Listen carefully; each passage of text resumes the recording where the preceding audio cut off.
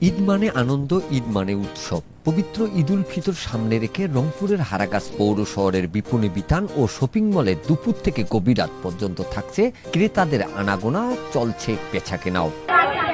ঈদকে ঘিরে পরিবারের সদস্যদের নতুন পোশাক কেনাকাটা করতে পৌর শহরের বিভিন্ন বিপণী বিতানে ভিড় করছেন ক্রেতারা।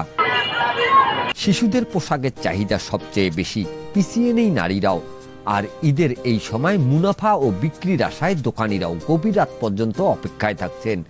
বিক্রেতারা বলছেন, ঈদ যতই ঘনিয়ে আসবে ততই বাড়বে বিক্রি। সেই অনুপাতে রমজানের শুরু থেকেই প্রস্তুতি নিয়ে রেখেছেন তারা। ক্রেতাদের পছন্দ অনুযায়ী রয়েছে নতুন কালেকশন। তবে কেনাকাটা করতে আসা ক্রেতাদের দাবি, গত বছরের তুলনায় এবছর পোশাকের দাম কিছুটা বেশি। তারা বলছেন, আয় তো বাড়েনি, এরপরে আয়ের সামর্থ্যের মধ্যে সাধ্যমতো পরিবারের সদস্যদের নতুন পোশাক কেনাকাটা করছেন তারা। শুধু বস্ত্র বিতান নয়, পবিত্র ঈদ উল ফিতরকে সামনে রেখে জমে উঠেছে বেচা বিক্রি জুতা স্যান্ডেলের দোকানগুলোতেও।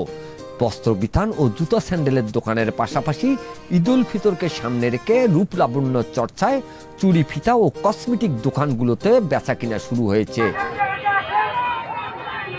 এবারের ঈদে প্রত্যাশা অনুযায়ী বেচাকেনা হবে, এমনটাই বলছেন ব্যবসায়ীরা। Mizanur Rahman, DRS news.